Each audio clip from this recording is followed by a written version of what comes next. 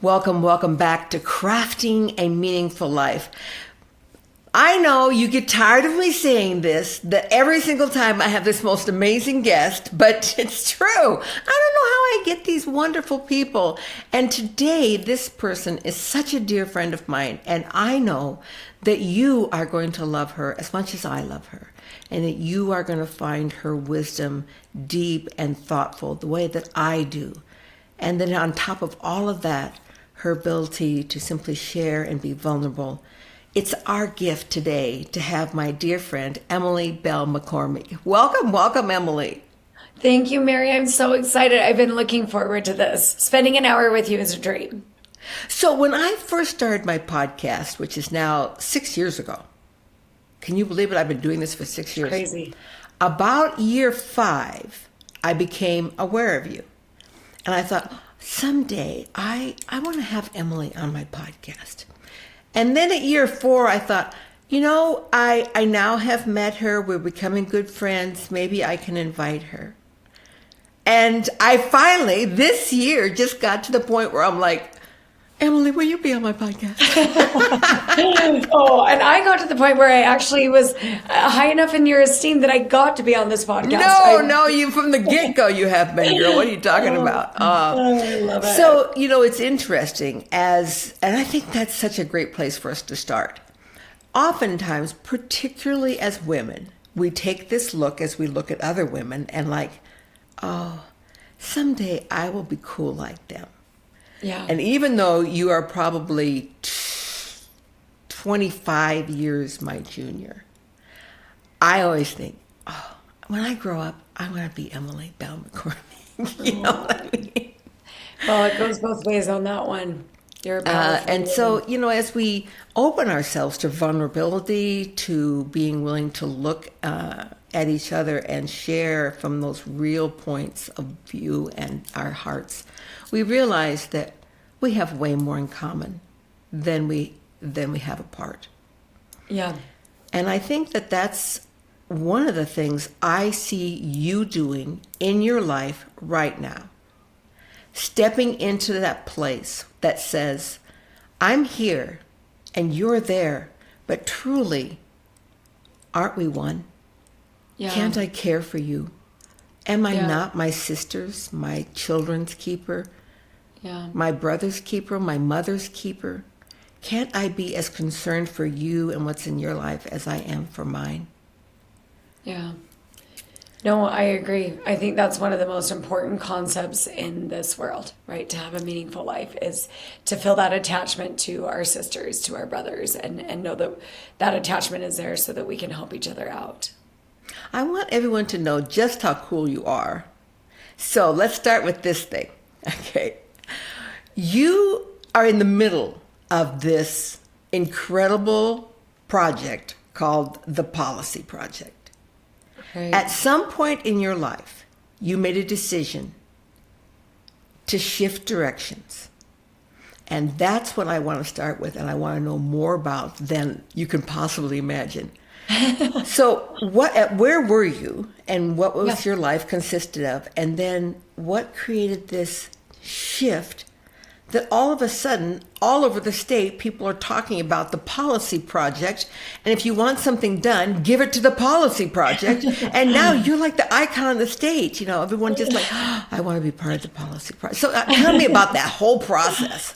Oh boy. Well, like everybody's journey, it was full of a lot of interesting twists and turns. And I would say, it was, you kind of highlighted the direction of this like so well in the beginning, where it went from like not existing to on the scene pretty fast, I would say in my life, I'd grown up in Utah. I'm a Utah native, and I grew up in a great home, but my mom was bedbound for like 10 years. So she was just so sick. She had a brain tumor and then a lot of like complications from that. And so she like during my youth, from when I was about 9 until about 19, when she ended up passing away, she was in bed, but I still like, I think of it as kind of, it was extremely difficult at the time, but I think of it as kind of a perfect hardship for your youth because there was something hard. I was always pushed, to maybe do a little more, grocery shopping, driving the family car at 14, which I should not admit because now we're all about making laws.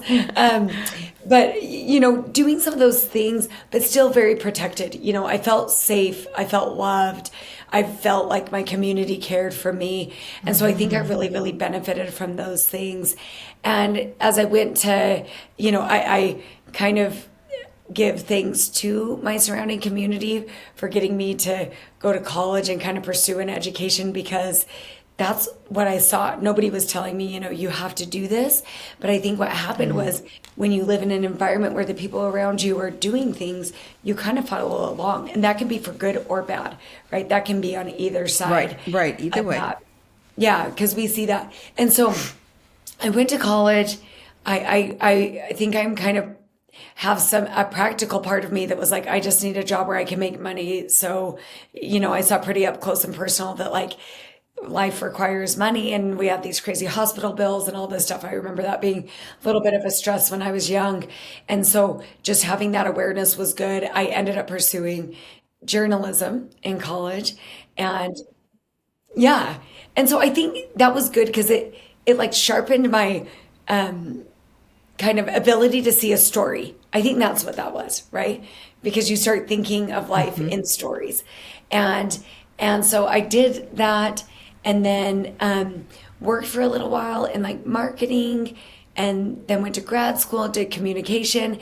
And I spent some time in some of those jobs. I actually this is where Mary, you and I definitely cross paths, as we both love fashion so much.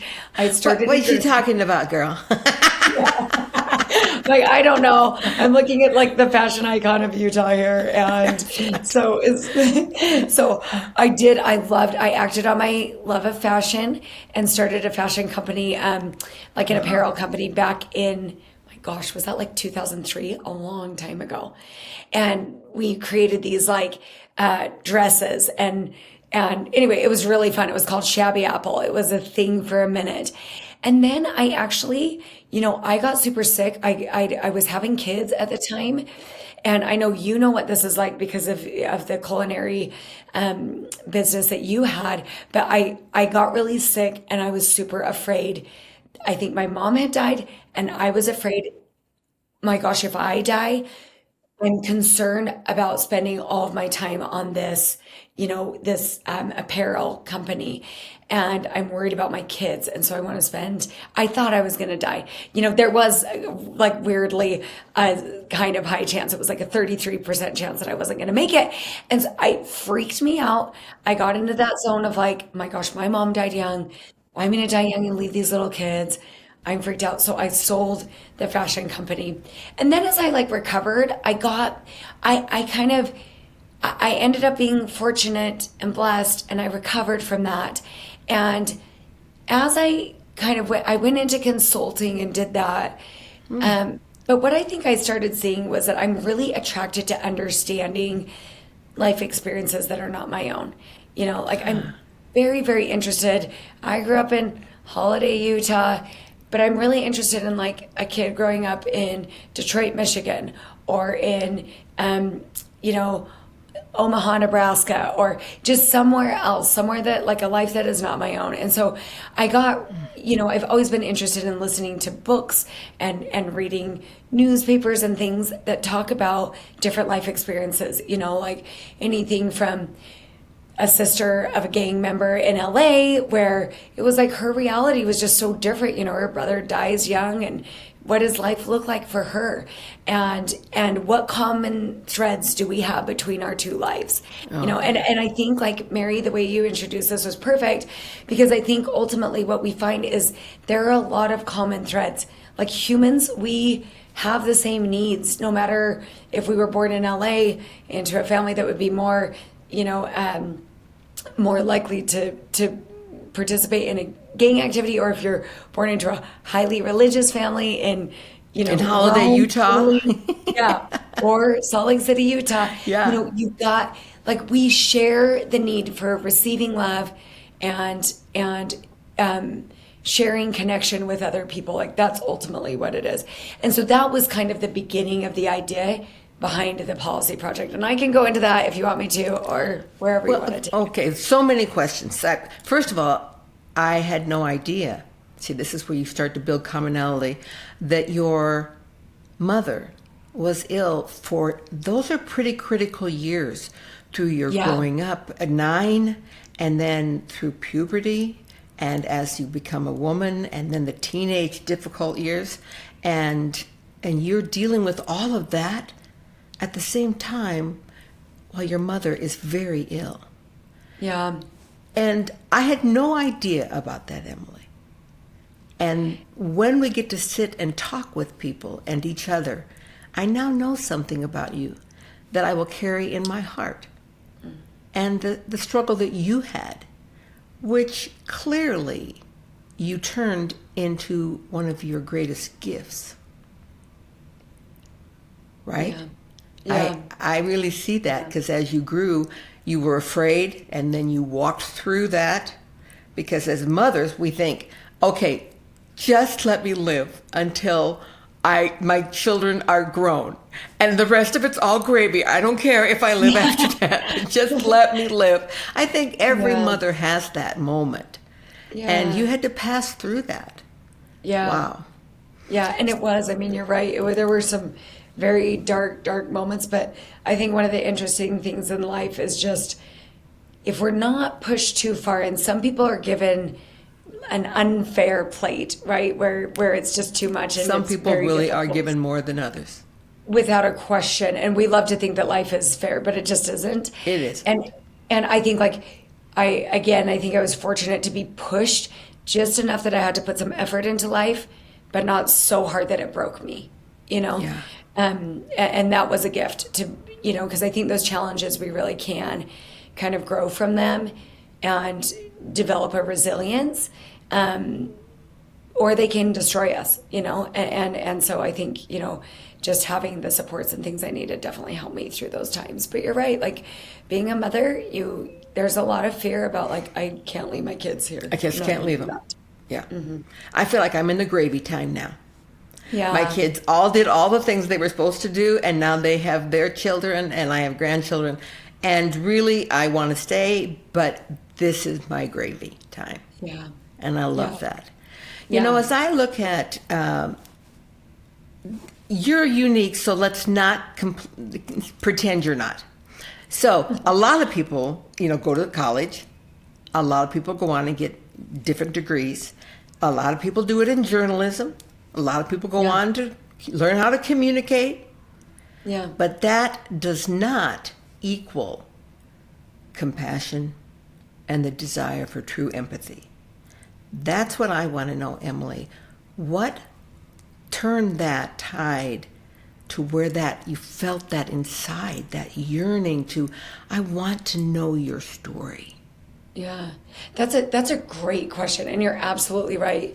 And I do want to just say that I don't, you don't have to have those things to develop it. You're right. Like, this is something that I think there was a bit of it, when I was young, I was always like way concerned about the kid who didn't have someone to play with at recess. How some people, you can just see it, and it just, like, I would come home crying if I thought someone didn't have a friend, and those things. So I think part of that was probably just a little bit innate, that I just am going to notice the underdog, and be a little bit concerned about it.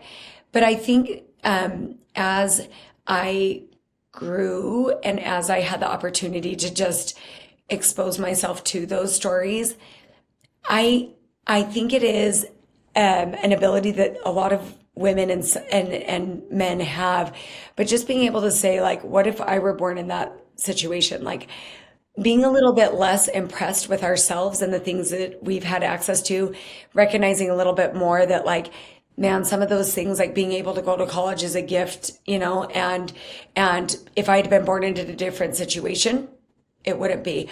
And I can tell you, like, I had a couple critical things that really made a difference. About 10 years ago, we adopted 2 children, and I didn't know that either. Yeah, yeah, they're amazing. Like, yeah, they're crazy and wild and make my life very fun. So they're amazing. But they're um, in this scenario. Both of the birth moms had very different lives from me, very, very different, and they were from more impoverished communities that had maybe not benefited in the same way that the community I grew up in had benefited. And and I remember distinctly with my son, I have a son and a daughter, that I remember going in and I talked on the phone with his birth mom a ton. Great lady, and just like such a sweetie. But walking into the hospital room, and here is this mother who had just given birth. I mean, it's so raw. So anybody who has given birth or who has, witnessed a partner or a sister or someone give birth, it's a very raw time. Like your body is you're hurting, your emotions are high, you're a little crazy, like all of those things. And here's this like newborn baby sitting in this little white plastic crib, those little cribs in the hospital. And here's this mother, and you can tell like she's swollen, her stomach's still swollen. She looks like she's been through the ringer because she has, it's been one of the most physically challenging things of her life. And I remember walking into that room and thinking, I was able to have 3 biological children, and I know that feeling of vulnerability after giving birth. And walking into that room and looking at this woman, and just in that instant, just knowing in that instant, like it was the slightest twist of fate that I was born where I was born and to whom I was born, and that she was born into a family that was, from Detroit, Michigan. Her dad had died in a house fire when she was 2 years old. The mom had 4 little kids, was trying to take care of them, just very, very different. No one had gone to college or really graduated from high school. And so in that moment, I was just able to see like I could be sitting in that bed. That could be me. But instead, I'm the woman that's walking into the room and going to leave with this little treasure, this little human that I'm going to be able to raise and care for. And how different would my life be if I were the woman in the bed, I think about that, Emily. I think that every person who walks on this planet has had that thought. Why was I born here? Yeah. Why was I born to this family? Why was I given this? Why is this mine? And you think about it from those who are where this lovely young girl's was to yours. I mean, the spectrum on either side, either if you feel you were really blessed or if you felt like you got the short end of the stick, you asked yourself the same question. Yeah. Why was this given to me? Yeah. And every place I've traveled in the world, to the slums of New Delhi, to Africa, I still ask myself that question, just like, why? And I think I had a rough childhood, but let me tell you, it is nothing compared to that. That's exactly right. There's nothing like gaining some of that perspective, right? I think perspective does everything to change your mind, because me too. I remember being 19, my mom died, and I was like, this is so unfair. This is the dumbest thing. All my friends have their moms, and they're going to lunch with them, and their mom is giving them a birthday present, and they're doing, and then all it takes is like a good decade of like seeing life for other people, and you're like, I'm going to shut my mouth and be so grateful for what I've been given, because I had no idea at 19 how good I had it, even with some of the struggles. I mean, there's no comparison, to some of the things. And Mary, through our work, we've worked on a lot of issues in the state of Utah, like putting period products into all of the K through 12 bathrooms for girls and all gender. Okay, let's take just a moment and do this. All women who are watching should do this to you and your group, that those are available free of charge in our schools. Really, Emily, it's you and your group. And so we just taken a moment of silence to say thank you. Mary. Okay, there you go. You're the best. But I think like looking at, even with period products, that's so interesting. Just tampons and pads, they were always available for me. And then getting into this issue and seeing like, oh my gosh, this like, I didn't even, I remember first hearing that there was an issue with access to period care in very low income countries on different continents in the world, and me being like, oh, it's not a problem in the United States. It's just not. Like, luckily we live Right. here. It's Right. not a problem. And then looking into the law and being like, oh, wait, oh my gosh, it is a problem. And then looking at the statistics of girls, like 80% of girls had missed class, and 25% of girls can't even afford, that's 1 in 4 girls can't even afford period products in the United States. And so it's like, oh my gosh, was I so oblivious? Because I was born in a way, into Yeah. a circumstance that I'm so grateful for. It's not a where white it's just person an problem issue. in Utah. Well, but then I think that's the great piece, Emily. When you truly stepped into that and that issue and that compassion, you discovered, oh, you mean it's not just something that happens like in another part of the country. 100%. It's here. Yeah, 100%. And it's shocking. And when you realize that, and if you're someone, who's had a period, and, 90% of us have had an accident, it's like you realize how mortifying that is. Yeah. For me, it was as simple as like, oh, I better call home, see if somebody can bring me something, or if I can Yeah. run home. And for the girls that are like, I have nothing, I've got no way to solve this. I don't have another pair of pants, and I don't have a pad that I can use. Yeah, and so no it's one like, would how is come it for me or not could our, come for me if I even called. exactly, like, how is it not our responsibility to care for those? Because I think as soon as your eyes open to the fact that you could be born in that situation, all of a sudden it's like, oh, this is my responsibility, because I am aware of the problem, and because I maybe have a couple tools, or not even all the tools I need, but I have a couple things that I could use to access people, whether it's just like being able to talk to people, or, reach out to the very few people that I know. Like, it just, I think that that's where that desire started to really kind of like build into caring for other people by changing the laws so they felt more fair, Yeah. so that it felt like everybody has a chance to thrive. It's not just me in my neighborhood that I have a chance to thrive. It's everybody's got a chance. And I always say it's, once you've seen, you can't unsee. Once you know about a problem or a situation, you can't unknow it. Yeah, And you can choose to ignore it, but for you sure. can't ever unknow it. Yeah, yep, 100%. And there is a sense of personal accountability that can come with that if you let it like grow inside of you. I think sometimes we're used to kind of brushing off the hard things we see, because it is hard. There have been many books that I've read where I literally have to like pause and be like, I'm going to watch a Christmas movie because I am so weirded out that someone has to live like this. I can't even handle it. Yeah. We worked on child sexual abuse last year. There's a lot to be said on that. I won't go into details, but man, when you hear some of those stories, you're just like, how do these people wake up in the morning? How do they get out of bed? This is so tricky. So I think there is a lot of, there's a lot of, we need to like somehow keep our eyes open, even though it's so difficult. I think sometimes what we do is we get into the zone of like, I've got to just forget about that because it feels overwhelming and like there's nothing I can do about it. And it's so weird. It makes me feel uncomfortable. But I actually think as humans, we maybe need to spend a minute, pause, and sit in that.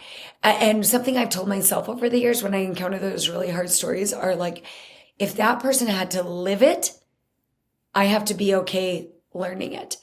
And so, like I didn't experience child sexual abuse, but 1 in 5 of us have. And so if 1 in 5 of us had to kind of survive that, then I need to be big enough to be able to like hear their stories and take a deep breath and say, okay, this is a reality. And how do I kind of mesh that with the reality that I'm living? And what can I do about it? I think that that's been a key for me, Mary, is just like recognizing this is something I don't want to know about because I hate it. But there's something that I need to lean in on if anybody's had to live it. And there's this piece that you are offering people of safety. that it's okay to share your story, that it's okay to talk and be vulnerable. I remember I was at a Supriya Gala, and for those who don't know, Supriya is an organization that deals with childhood sexual abuse. And we were at a table of 10. I had invited 10 women. And, they're just like your besties that you invite to that kind of a thing, to sit around at a table, and we're just there. And they had the program. And then there was just that moment in time when they're serving dinner, that there's not a program, you're just sitting there talking. And I said to the women at this table, I said, 1 in 5, and there are 10 of us at this table. That means there's a likelihood that 2 of us have experienced childhood sexual abuse, even though we're not the typical what people look at. And at that moment, in safety and vulnerability, 2 women raised their hands and said, "It's me." Yeah. And we all were just, "What? I didn't know." Yeah. And like, wow, how do I support? What do I see?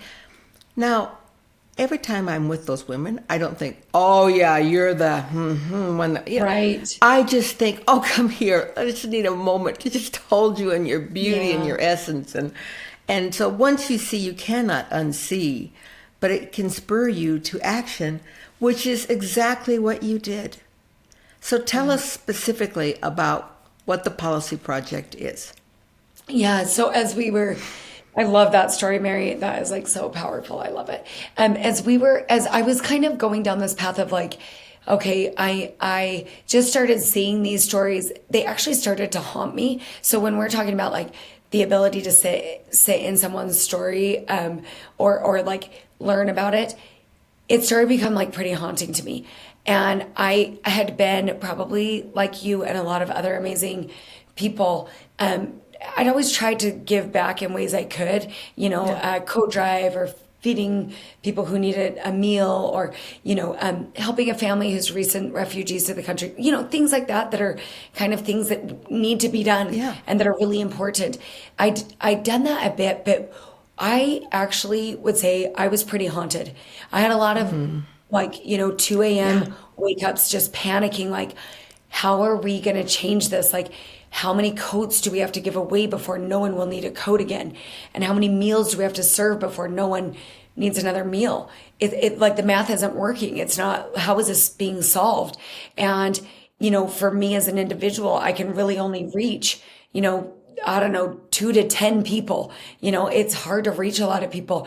And so I would just say that thought became like pretty disturbing for me. And I just really like had a prayer that I would be able to see a way to like engage with that, in a way that could maybe, I just kept thinking like, I've got a lot of hours in a day. We all do actually.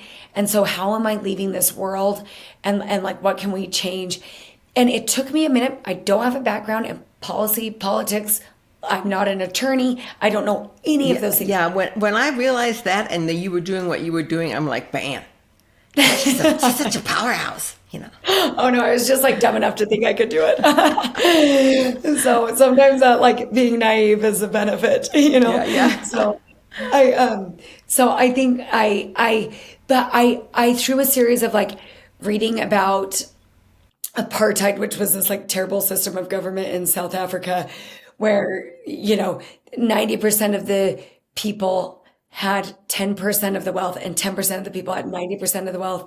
And and that was because they'd made all these laws that were like, hey, if you have brown skin, you don't get to go to school past 3rd grade. Hey, if you have brown skin, you have to carry like an ID everywhere you go. Hey, if you have brown skin, you can't pursue these careers. You can't marry these people, all these things. And it was like, oh, that's why that happened. There wasn't like an evil dictator who moved in and was like, all of you, I hate you. Today this ends. It was like just little things. It's not a big deal, Mary. If somebody's like, you're women, you have to carry ID.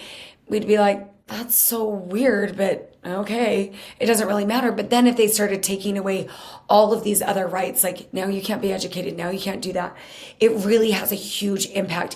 And so something in that, I had this experience where I was able to visit the Apartheid Museum in South Africa. My parents were living there at the time. I've been there. It's amazing. Yet you are changed forever. It's amazing. It's a beautiful, beautiful museum. And I remember walking through that museum, and as you know, the artifacts are like incredible, like the photography from the apartheid era, they have like all these just amazing things. But you turn this corner, and you might remember this, Mary, but you turn this corner and there's this like 2-story brick wall. And on the brick wall, there were all these little black plaques. And for some reason, like my family just rushed past it. For some reason, I like walked up to it and I was like, what are these? And it struck me like every single of these like little black plaques were an act or a law that changed outcomes, right? Yeah. So they were things like carry your ID, do this, do that. And what I realized is like these systems, like fairness and access to opportunity and all of those things, they're built through systems. The systems are what built those things. We individuals live within a system. We're essentially we are little pawns in a bigger game. And the people who make the rules for the game kind of dictate who's going to win and lose. And so is there a world in which those policies, those laws, those acts can be formulated so everybody wins?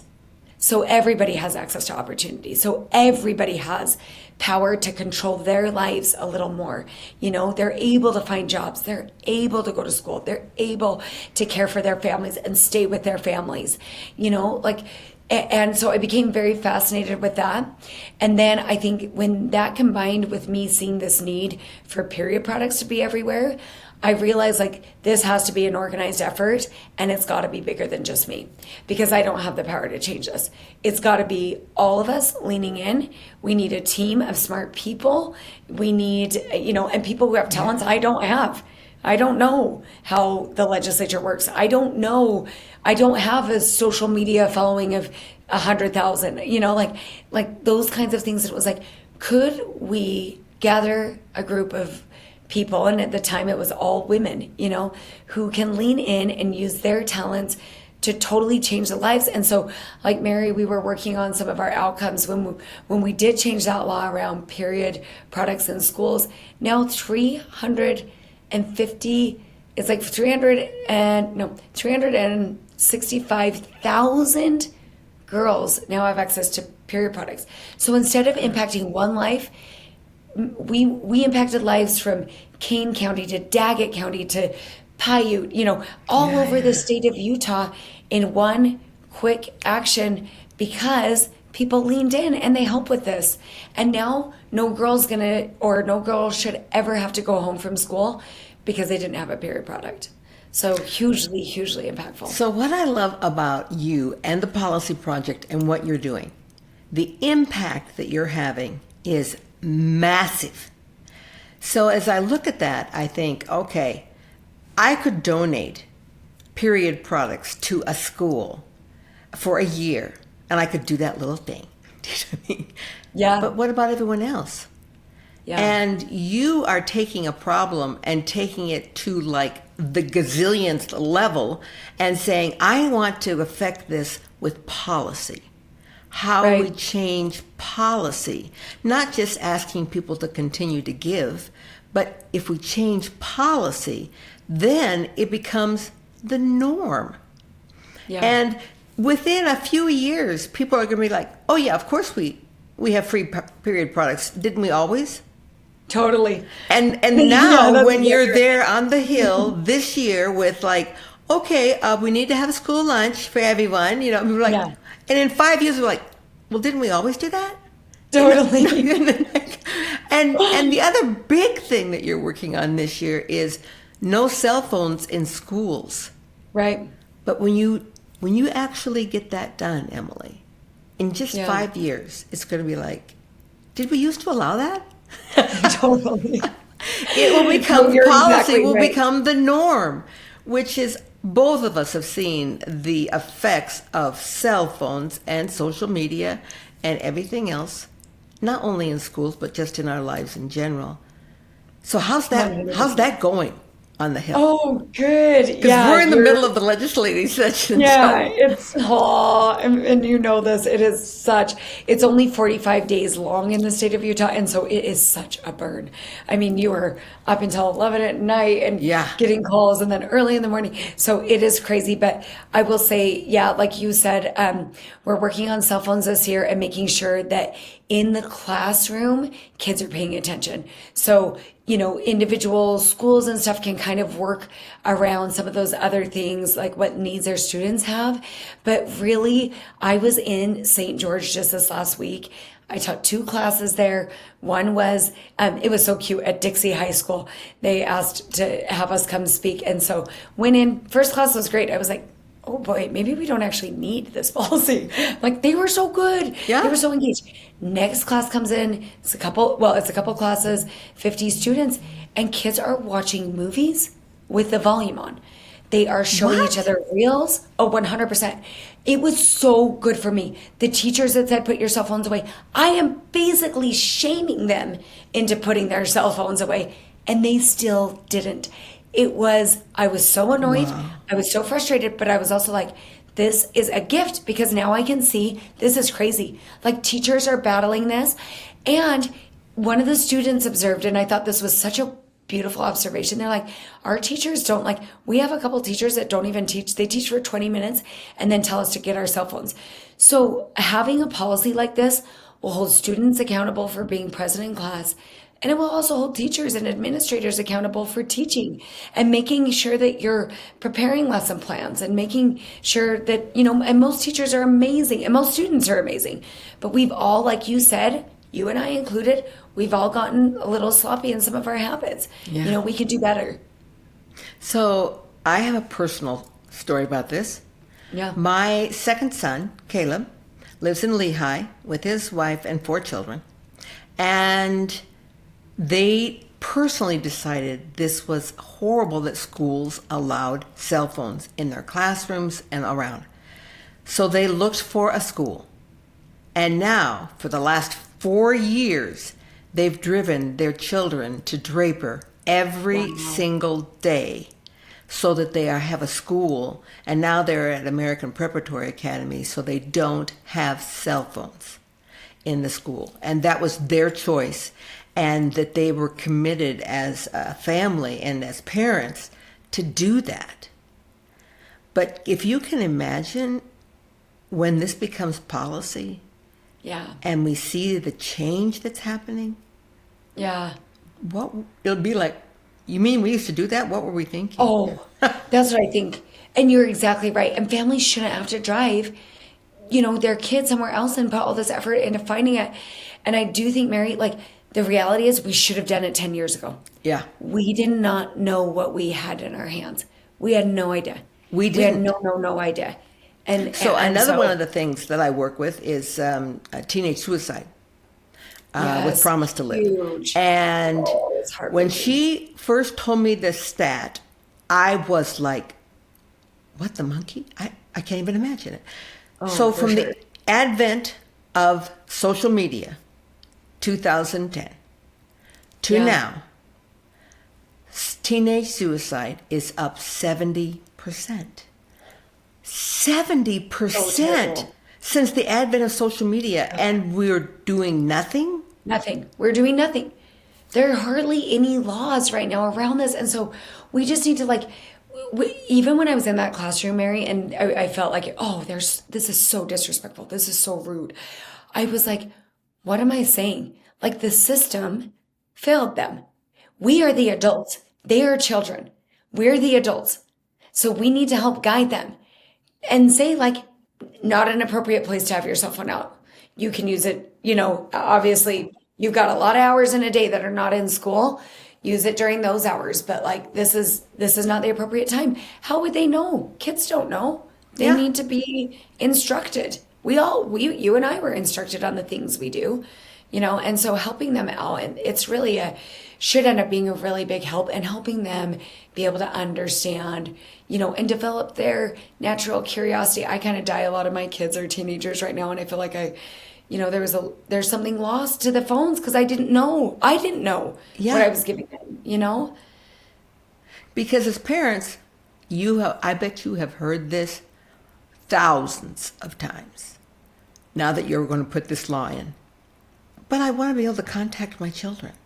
What if there's something that happens at school? Yeah. So that 1 in 300,000 chance. Totally. Okay, I get it. They need to be in, but there has to be some way to work this out. Totally. So you're so concerned about keeping them safe with that 1 in a million chance. What about keeping them safe on a daily basis? Yes. And preparing them for adulthood, when it would be insanely inappropriate if I brought out my cell phone right now and started scrolling through Instagram or Facebook. Yeah. So we both get out our cell phones and just we don't really care about this podcast. Just I got to check my social media post here. Yeah, exactly. I got to browse for a minute. Yeah. But the cool thing is with law, with policy, you can write those things in. So we put a caveat in there that in case of any emergencies or if there's a threat or something, kids can access their cell phones. We don't have to be crazy about this, but we have to do something about this, we have to do something. We've got to start changing the trajectory for our kids. How's this coming? How is it coming on the hill for you? Yeah, it's coming along well. It's always, 2 days ago, glad we did this on Wednesday, because on Monday I was losing my mind and freaking out. It's not going to work. And then today I'm like, oh, it's great. Everything's going great. So if we want to have a voice and add our little thing, what do we do as individuals to support you in what you're doing with your policies? Because the one thing I know about you, you've brought policies now for 3 years. This is your 4th year? Yeah. And next year you're going to bring another policy that will matter to me, because every time they are about women, about children, about mothers, about good social causes. So first, just so everyone knows, get panicky that you will lose track of her. At the end of the podcast, we're going to include the link to the policy project and how they can stay connected with you and on your social media. But as an individual, what can I do? Yeah, it's a good question. I think, first of all, just know you can do something. I think when it comes to policy and stuff, people get a little overwhelmed. Is that politics? No, it's not. It's just about the rulemaking. It's not about the politics. In fact, we can't, because we're a nonprofit. We can't be political. We're nonpartisan. But I would say we would love support. We have a lot of, we call them community champions, basically volunteers who lean in. And there are a couple different ways you can do it. If you have a talent that you just are good at giving, Mary, you're hosting a podcast, if you're good at that, or you're great at marketing, or you're great at, baking cookies, whatever it is, you can bring all of the above. I can do all that. Yeah, you are good at all of those.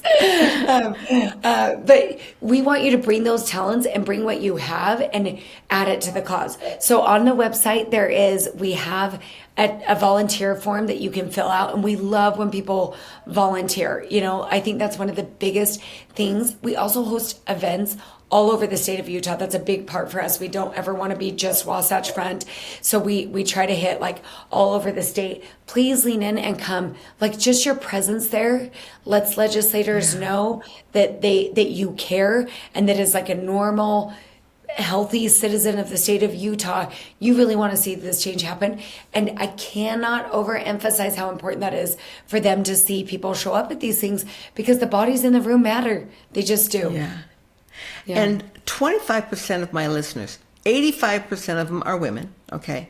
But I love those 15% men. Yay, can't wait. Thank you for sharing that. But 85% of them are women. 75% of them are along this area where we live. Yeah. But 25% of them are in other states and in other countries. I'm like, the Philippines, well, how did they find, I don't understand, and, what do you mean Dubai? But I think the thing and the reason that this podcast becomes equally important to them is that you have set a standard, a role model for this kind of policy change to happen worldwide. Yes. It's not just about Utah and making these changes every year. What if we had enough women worldwide that were committed to making these changes? Like 100%. I met the president's wife of Sierra Leone from Africa while she was here. And when he became president, she said, I am going to stop the childhood sexual abuse in this country. And he said, well, that's too big. Pick a smaller project. And she said no. And so they made all these billboards, things on the TV, everywhere, on social media ads that said, this was her big title, keep your hands off our girls. Oh. Right? Was that not powerful? Amazing. Yes. And so, you met her. I did. You were at that thing She's with me. Amazing. Yeah. Yes. And look at the change because one woman said, I'm not just going to sit here in this big house. I'm going to make a change. Yeah. Yeah. And using her voice, there's no way that's not reaching people, and using her kind of just her power, like in that space. She's got a lot more power than the little girls that are being abused, and now they know they've got an ally. We heard that so many times this last year. Like, I felt alone. I didn't know that there were other people. Yeah. And I think those are even the gift of this podcast and being able to relate with people and realize none of us are alone. Well, this is my promise and my commitment. I'm going to go on your website. I'm going to sign up as a volunteer. That's something that I can do. I'm going to stand behind you. Every time you post something on social media, I will be there to say, I agree. I agree. Oh, and thank you, Mary. I invite all of my listeners to do that. The links are at the end of this podcast. You can find them and go right on there and support this. And if you're not living in Utah, then you can go on and find a group of women to stand with that you can actually make a difference in the communities that you live in. Emily, thank you. Thank you for your time, your commitment, your beauty as a woman, the love that's in your heart. I feel it, and your strength. You are truly an empowered woman. Thank you, Mary. You are the most lovely woman, so hearing it from you means a lot. I love you. And thank you for being with us today. And until next time, think what this week is going to be and how you're going to step in to crafting your meaningful life. Thank you. Crafting a Meaningful Life.